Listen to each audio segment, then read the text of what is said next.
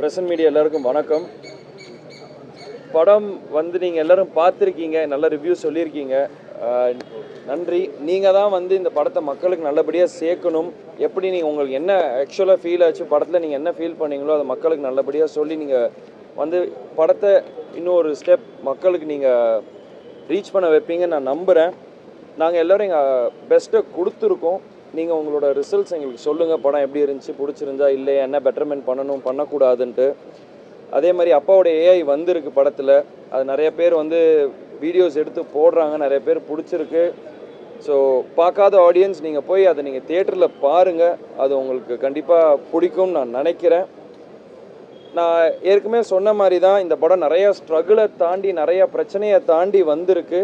இப்போ ஒரு வழியாக நாங்கள் தியேட்டருக்கு வந்துட்டோம். ஆடியன்ஸ் நீங்கள் தான் எங்களுக்கு சப்போர்ட் பண்ணி ஹெல்ப். உங்களுக்கு அந்த ஏஐல கேப்டன் கூட நடிக்கக்கூடிய சீன் எப்படி இருந்தது? அது மாதிரி அந்த பொட்டு வச்ச பாட்டு வந்து நல்ல இதாக சாங், அந்த இதை பற்றி எப்படி இருந்தது? எனக்கு அப்பாவோட அந்த ஒரு பாடி டபுளை வச்சு பண்ணும்போதே எனக்கு வந்து ரொம்ப எமோஷ்னலாக இருந்தேன். அன்றைக்கே நான் செட்டில் ஒரு 2 வாட்டி அழுதேன், யாருக்குமே தெரியாது. நான் ரூம் போயிட்டேன், என்னால் அதை வந்து அக்செப்ட் பண்ணிக்க முடியல. ஏன் இன்றைக்குமே வந்து நான் வந்து ஃபர்ஸ்ட் ஷோ பார்க்கும் போதே நான் அப்பாவை ஸ்க்ரீனில் பார்க்கணுன்னு அழுக ஆரம்பிச்சிட்டேன். நான் அறியாமலே அழுக ஆரம்பிச்சிட்டேன். வெளியே வந்து ப்ரெஸ் மீட் கொடுக்கும்போது நானும் சரி அண்ணனும் சரி கண்ட்ரோல் பண்ண முடியல, பிரேக் டவுன் ஆயிடுச்சு. அந்த எமோஷன் எங்களுக்கு இன்னும் இருக்குது, கஷ்டமாக தான் இருக்குது அப்பா எங்கள் கூட இல்லையேன்ட்டு. ஆனால் மேலேருந்து எங்களுக்கு ஆசீர்வாதம் பண்ணுறாருன்னு ஒரு நல்ல நம்பிக்கையில் நாங்கள் மூவ் ஆன் பண்ணி போயிட்டுருக்கோம். இன்னும் என்ன சார்? அதுதான் சார், எங்களுக்கு வந்து ரொம்ப close to the heart sir அது. ஏன்னா எல்லாருமே அப்பாவோட பாட்டு இங்கே அங்கே நல்லா யூஸ் பண்ணுறாங்க. ஆக்சுவலி இந்த பாட்டை வந்து நாங்கள் ரப்பர் பந்துலேயோ வேறு எந்த படத்துலையோ யூஸ் பண்ணுறதுக்கு முன்னாடியே நாங்கள் ஃபஸ்ட்டு யூஸ் பண்ணிட்டோம். அந்த ஸோ இந்த நிறைய பிரச்சனை நிறைய டிலேஸ் கழித்து படம் வந்ததுனால எங்களுக்கு டிலேவாக வந்துச்சு. ஆனால் எனக்கு வந்து அந்த பாட்டு தான் வைக்க போகிறோன்னொன்னே எனக்கு ரொம்ப சந்தோஷமாக இருந்தது. அப்பாக்கிட்டேயும் அப்போ பெர்மிஷன் கேட்டோம், அப்பா சரின்னாரு. அதுக்கப்புறம் தான் அந்த பாட்டையே நாங்கள் படத்தில் வச்சுருந்தோம். இந்த படத்தில் உங்களுக்கு ஜோடி இல்லையா சார்? உங்களுக்கு படத்தில் ஜோடி இல்லை, அதை பற்றி என்ன ஃபீல் பண்ணுறீங்க? எனக்கு ஒன்றும் இல்லைங்க, எனக்கு யானை படத்தில் இருந்துச்சுன்னா யானை கூட தான் எனக்கு கதை. ஸோ எனக்கு அதுவே போதும்.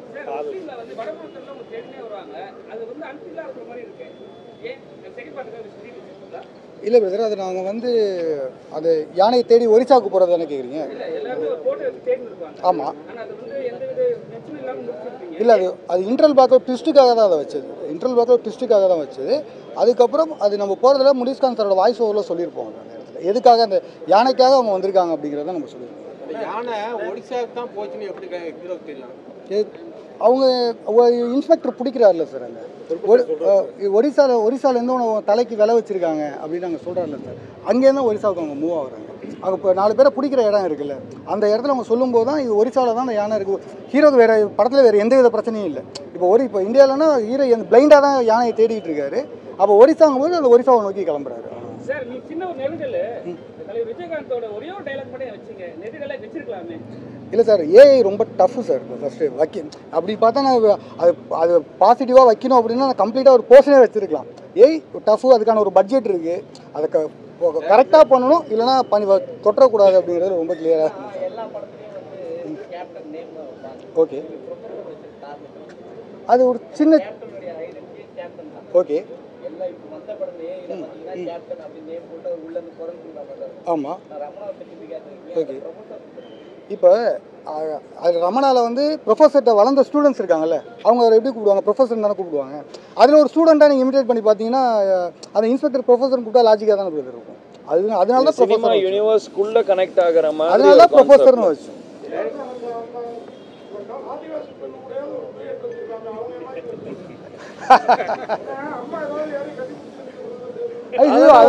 அதெல்லாம் ஒன்றும் இப்போ அது இப்போ அவங்களோட நான் கட்டி பிடிச்சி டியூட் பண்ணால் கதையை விட்டு ரொம்ப வெளியே போயிடும். நான் யானையை தேடி போயிருக்கேன், நான் ஒன்றும் யாரையும் கட்டி பிடிச்சி ஆட போகலை. ஸோ யானையை தேடி போனால் அந்த இதை தான் கதைக்காக கொண்டு போனது. இந்த படத்துக்கு ஹீரோயின் வைக்கக்கூடாதுன்னோ இல்லை டியூட் வைக்கக்கூடாதுன்னோ எந்த இன்டென்ஷன் கிடையாது. நான் வந்து என்ன கதைக்கு தேவையோ அதை தான் நாங்கள் எடுத்துருக்கோம், மற்றபடி வேறு எதுவுமே கிடையாது. சின்ன வயசுல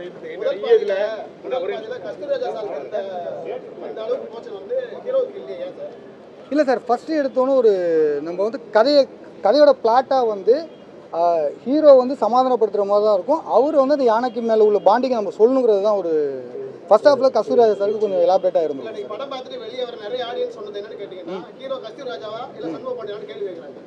இல்லை சார், அது கதைக்கு தேவைப்படும் போது தான் இருந்துச்சு. நாங்கள் வைக்கணுங்கிறதுல வைக்கவே இல்லை சார், எங்கேயுமே அது வைக்கணுங்கிற இடத்துல வைக்கவே இல்லை சார். நரபலி வந்து தமிழ்நாட்டிலேயே ஏகப்பட்ட இடத்துல குழந்தைகள் பெரியவங்களும் கொடுத்துருக்க அந்த காட்சி அமைப்பு நான் இங்கேயே நடந்திருக்கேன். நீங்கள் ஒரிசாவில் போய் இந்த காட்சி அமைப்புகள் பண்ணுறதுக்கு என்ன காரணம்? அது ஏனே நரபலி கொடுக்க போகிறாங்கன்னு சொல்கிறது வந்து இது இதுவரை இந்தியாவில் இது மாதிரி இல்லை ஒரு ட்ரூ இன்சிடென்ட்டில் வந்து நடந்த ஒரு விஷயத்தை தான் எடுத்துகிட்டு வந்து வச்சுருக்கோம். இப்போ வந்து ஒரு உங்களுக்கு இப்போ சொந்த குழந்தையே கொடுக்குறாங்க போது அது வரும்போது தான் உங்களுக்கு ஷாக் ஆகுது. இது மாதிரி ஒரு இன்சிடென்ட் நடந்தது, அது வந்து பெருசாக ஃபோக்கஸ் ஆகல. அதனால தான் ட்ரூ இன்சிடென்ட், அந்த கிளைமேக்ஸ் வந்து ட்ரூ இன்சிடென்ட்டான ஒரு ஈவெண்ட் தான் அது. லாரன்ஸ் நடிக்கிறதா சொன்னார் இல்லைங்களா அந்த டயத்தில்? நீங்கள் இந்த படத்துக்கு அணுகுனீங்களா இல்லை அவருக்கு எந்த கேரக்டர் கொடுக்குறதா இருந்தது இல்லை கருடா ராம் தான் வந்துட்டு லாரன்ஸ் நடிக்க வேண்டிய கேரக்டர்? இல்லை சார், மாஸ்டர் எங்கள்கிட்ட சொல்லும்போது ஆல்மோஸ்ட் நாங்கள் படத்தை முடிச்சிட்டோம். மாஸ்டர் என்னை கூப்பிட்டு பேசினார். பேசி அப்போ ஒரு சின்ன ஒரு முயற்சிகளும் போயிட்டு இருந்துச்சு. டேட் இஷ்யூஸ்னால அது கரெக்டாக செட் ஆகலை. ஹீரோவுக்கு அடுத்த படம் இருந்துச்சு, லுக் சேஞ்சஸ் நிறையா இருந்துச்சு. இப்போ அப்பா வந்து ஏற்கனவே இந்த படத்தை பார்த்து ஃபைட்லாம் பார்த்தாருன்னு சொன்னீங்க. அது எந்த ஃபைட் இதில் பார்த்து? ஓப்பனிங் ஃபைட்டும் அந்த பொட்டு வச்ச தங்க கூட வருது இல்லையா, இந்த 2 ஃபைட்டு தான் பார்த்தேன். ஏன்னா இந்த 2 ஃபைட்டு தான் நாங்கள் ஃபஸ்ட்டு ஷெட்யூல்ல எடுத்து முடிச்சிட்டோம். இந்த 2 ஃபைட்டு தான் அப்பா பார்த்தேன்.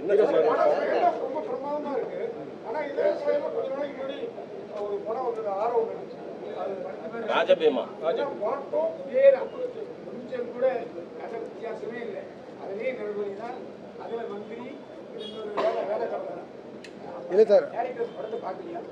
இல்லை சார், அது வந்து நான் இப்போ எங்கள் படமும் ஆரம்பிச்சுக்கிட்டது 2-2.5 வருஷம் ஆகிடுச்சு சார். இந்த படமும் நாங்கள் 2-2.5 வருஷமாக தான் பண்ணிகிட்டு இருக்கோம். ஓகே, அது வரத்துக்கு முன்னாடி எனக்கு எப்படி சார் தெரியாது, அந்த கதை எனக்கு தெரியாது சார். இல்லை சார், இது ஒரு ட்ரூ இன்சிடென்ட் சார். இது ஒரு ட்ரூ இன்சிடென்ட். இது நடந்த ஒரு ட்ரூ இன்சிடென்ட். அந்த டேரக்டர் வேறு மாதிரி அணுகிருக்கலாம், நான் வேறு மாதிரி அணுகிருக்கலாம் சார். அவ்வளோ இந்த கேப்டன் வந்து நடிகர் சங்கத்திலையும் சரி முன்னாடியும் சரி நிறைய சின்ன நடிகர்களுக்கு வளர்ந்த ஒரு ஆளுக்கெல்லாம் உதவுனாரு. இந்த படத்தோட பப்ளிசிட்டிக்கு ஒரு கேசட் ரிலீஸுக்கு முன்னணி நடிகர்கள்லாம் யாராவது ஹெல்ப் பண்ணாங்களா? குறிப்பாக விஜய் சாருக்கு வந்து செந்தூர பாண்டிக்கு வந்து கேப்டன் அவ்வளோ இது பண்ணாங்க. இந்த படத்துக்கு உங்களுக்கு ஏதாவது? இல்லை எனக்கு சினிமாலேருந்து எல்லாருமே நிறைய பேர் எனக்கு ட்வீட் பண்ணியிருக்காங்க. கார்த்தி சார் நிறைய பேர் வந்து எனக்கு ட்வீட் பண்ணியிருக்காங்க. ஸோ அவங்கவுங்க யாரெல்லாம் ஹெல்ப் பண்ணுறாங்களோ அவங்கவுங்க பப்ளிசிட்டி பண்ணிட்டு தான் இருக்காங்க. நாங்கள் சில பேரை கேட்டோம், அவங்களும் பண்ணாங்க. கேட்காம நிறைய பேர் பண்ணாங்க. சசிகுமார் சார் பண்ணார், முருகதாஸ் சார் சொல்லியிருக்காரு. நிறைய பேர் எனக்கு லைக் காலில் பண்ணி விஷ் பண்ணியிருக்காங்க. நிறைய பேர் எனக்கு பர்சனலாக மெசேஜ் பண்ணாங்க, அவங்களோட சோஷியல் மீடியாலையும் போட்டிருக்காங்க. ஸோ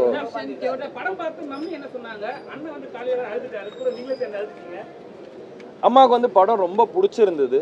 ஏன்னா அம்மாவுக்கு வந்து ரொம்ப எமோஷ்னலாக கனெக்ட் ஆகிட்டாங்க அப்பாவை பார்த்தது. வேறு ஏன்னா நான் 10 வருஷம் கழித்து வரேன். அம்மா என்னை வீட்லேயே இருந்து பார்த்துட்டாங்க. நான் வெளியே போகணும், நடிக்கணும்னு அவங்களுக்கும் எவ்வளோ ஆசை எல்லாம் இருந்தது. அதெல்லாம் தாண்டி இருந்தாலும் நான் அப்பா கூட இருந்தாகணும், அந்த சுச்சுவேஷன் இருந்தனால அம்மாவுக்கு வந்து ரொம்ப வருஷம் கழித்து என்னை ஸ்க்ரீனில் பார்க்கும்போது அவங்கள அறியாமல் அவங்களும் அழுதாங்க. அண்ணனும் நானும் எதுக்கு அழுக ஆரம்பிச்சேன்னா, அப்பாவோட ஏஐ பார்க்கும்போதே நான் தியேட்டரில் அழுதுட்டேன். அதை அண்ணன் வெளியே பேசும்போது என்னால் கண்ட்ரோல் பண்ண முடியல. நான் அதனால தான் பின்னாடி அழுதுட்டு இருந்தேன். அண்ணன் என்ன பார்த்தோன்னே அண்ணன் அழுக ஆரம்பிச்சிட்டாங்க. ஸோ அதுதான் அந்த ரீசன். அப்பாவை வந்து அந்த பாட்டுலையும் திருப்பி மக்கள் எல்லாரும் அப்பாவை கொண்டாடுறதை பார்க்கும்போது எங்களால் அதை ரொம்ப நல்லா இருந்தது. ஸோ எங்களை மீறி அந்த அழுகை வெளியே வந்து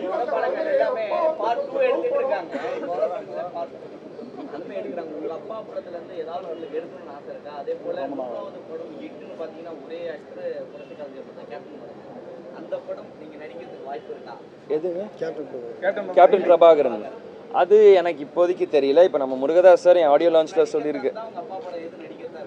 எனக்கு எப்பயுமே நான் சொல்கிறது தான் 2 படம், ஒன்று ரமணா, சத்ரியன். இந்த 2 தான் எனக்கு எப்பயுமே நான் சூஸ் பண்ணுவேன். முருகதாஸ் சார் அது நாங்கள் நல்லபடி நான் எப்பயுமே மைண்டில் வச்சுருந்தேன். என் ஆடியோ லான்ச்சில் அவரே சொல்லிட்டு போனார், எடுத்தால் ரமணா 2 நான் எடுக்க ரெடி, நீங்கள் ரெடி ஆகிட்டு வாங்கன்னாரு.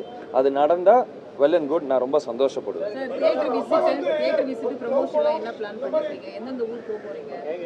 நான் இப்போதைக்கு சென்னை மட்டும்தான் பிளான் பண்ணியிருக்கேன். ஸோ இன்னொன்று நாங்கள் டீமாக உட்காந்து ஒரு சிட்டி ஊராக பிளான் பண்ண போகிறோம். பிளான் பண்ணிவிட்டு நாங்கள் அதை அனௌன்ஸ் பண்ணுறோம். என்ன படம் அதெல்லாம் ஹீரோயின் இருக்காங்களா?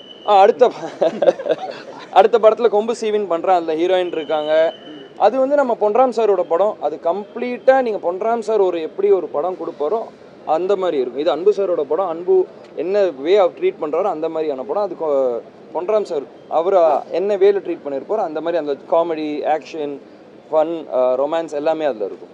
அப்பா வந்து நல்ல திருநெல்வேலியில் கம்மன் கோயில் கேட்காது அந்த மாதிரி படம்லாம் பண்ணிட்டு அப்புறம் ஃபேமிலி படம் மட்டும் அப்புறம் தான் ஃபைட்டு ஆக்ஷனில் நிறையா இறங்கினாங்க. அதனால தான் இன்னைய வரைக்கும் இவங்க கேப்டனாகவே இருக்காங்க. நீங்கள் வந்து எடுத்ததுலேயே ஆக்ஷனில் இறங்குறீங்க. கொஞ்சம் லவ் படமும் பண்ணலாமே. எனக்கெல்லாம் இந்த படத்தில் உங்களை அப்பாவை பார்த்த மாதிரி இருக்கப்போ கொஞ்சம் லவ் இருந்திருக்கலாம்னு தோணுச்சு. பண்ணுவேன், கண்டிப்பாக பண்ணுவேன். ரொம்ப வருஷம் கழிச்சு இப்போ தான் மொதல் படம் பண்ணியிருக்கேன். அடுத்தடுத்து வரும்போது லவ் வரும், காமெடி இருக்கும், எல்லாமே கலந்து தான் நான் பண்ண போகிறேன். நான் ஆக்ஷன் ஹீரோன்னு நான் இது வரைக்கும் நான் சொன்னது கிடையாது. நான் வந்து எல்லாமே நான் ட்ரை பண்ண போகிறேன். லவ் பண்ணுவேன். இப்போ பொன்ராம் சார் படம் full and full through out comedy இருக்கும், லவ் இருக்கும், சின்ன ஆக்ஷன்ஸ் இருக்கும், அந்த மாதிரி தான் இருக்கும். அதுக்கு அடுத்தது இன்னொரு டேரக்டர்கிட்ட பேசிகிட்டு இருக்கேன். சைன் பண்ணோடனே அதை நான் சொல்கிறேன். அது வந்து ஒரு மாதிரி லவ் ஸ்டோரியாகவே போகும். ஸோ நான் எல்லாமே அதுக்கேற்ற மாதிரி தான் பண்ணுறேன். ஃபுல் அண்ட் ஃபுல் ஆக்ஷன் நானும் பிளான் பண்ணலை. எனக்கு டைரக்டர் கதை சொல்கிறாங்க, எனக்கு பிடிச்சிருக்க கதைக்கு ஏற்ற மாதிரி நான் சூஸ் பண்ணேன். அப்பா மாதிரி வருஷத்துக்கு 10 படம் பண்ணுவீங்களா? ஒரு அது வந்து இல்லை, அது வந்து சசிகுமார் சார் ப்ராஜெக்ட்டுக்காக வளர்த்த முடியும் தாடி. அந்த ப்ராஜெக்ட் டைம் ஆனனால அன்பு சார் வந்து அதுக்கு இல்லை நான் இந்த கெட்டப் அப்படியே எடுத்துக்கிறேன், முடி தாடி வெட்ட மாட்டேன்னு சொன்னதுக்காக அந்த இது அப்படியே பண்ணது. மற்றபடி அந்த இது படத்துக்காகன்றது இது கிடையாது. வருஷத்துக்கு 10 படம் பண்ணுவீங்களா? வாய்ப்பு கிடைச்சா கண்டிப்பாக பண்ணுவேன். ஆமாம். அடுத்தது அதே கேப்டன் சினி கிரியேட்டர்ல உங்களை வச்சு படம் பண்ணுவாங்களா சார்?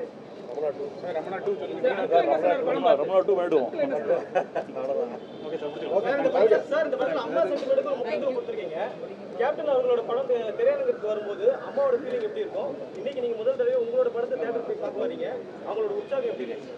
அதை தான் சொன்னேன்ல, அம்மாவுக்கு வந்து இது வந்து ஒரு ரொம்ப சந்தோஷமான நாள். நான் அம்மா வந்து அப்பா இறந்ததுக்கு அப்புறம் இவ்வளோ சந்தோஷமாக நான் எனக்கு தெரிஞ்சு நான் பார்த்து ரொம்ப நாள் ஆச்சு. அம்மா நேற்று ஈவினிங் தான் ரொம்ப சந்தோஷமாக நல்லா ஜாலியாக சிரிச்சிட்டு இருந்தாங்க. எனக்கு தெரிஞ்சு அம்மா நேற்று நைட்டு தான் ரொம்ப நாள் கழித்து நல்லா தூங்குனாங்கன்னு நான் நினைக்கிறேன். ஸோ அம்மாவுக்கு வந்து இன்றைக்கி என் படம் ரிலீஸ் ஆனது அவ்வளோ ஒரு பெருமையான நாளாக அவங்க கருதுறேன்.